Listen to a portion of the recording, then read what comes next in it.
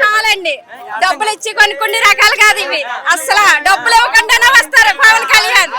అది డబ్బులు ఇచ్చి ఎవరు రూపాయి ఇచ్చి కొనుక్కుంటే వాళ్ళు ఎవరు లేరండి ఈ రోజుని. అవునా కాదండి? ఈ రోజు రూపాయి ఇచ్చి కొనుక్కునే రకం కాదు ఈ రోజు. అందుకనే డబ్బులు ఇవ్వకుండా వీళ్ళందరూ చూడడానికి వచ్చారు పవన్ కళ్యాణ్. ఎక్కడున్నా పవన్ కళ్యాణ్ కావాలంటారు.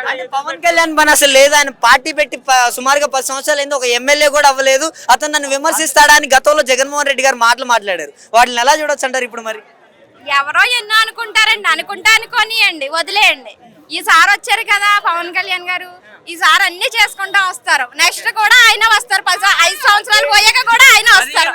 అదే చూసుకోండి. అది అంటే ఇప్పుడు ఎవరైతే వైఎస్ఆర్సీపీ కార్యకర్తల్ని ఇబ్బంది పెడుతున్నారో వాళ్ళు ఎవరిని వదలం, అందరినీ అంటే తొక్కు చూపెడతారు.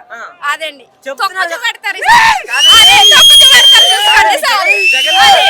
రెడ్డి గారు చెప్తున్నారు కదా, నా కార్యకర్తల జోలికి వచ్చిన వాళ్ళని బట్టలు కూడా తీసి నిలబెడతాను రోడ్డు మీద అంటున్నారు జగన్ గారు.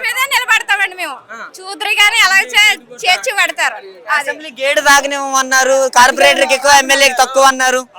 దాకా చెప్పొద్దు, చూద్దామండి. నెక్స్ట్ కంగారు అడగకూడదు కదా.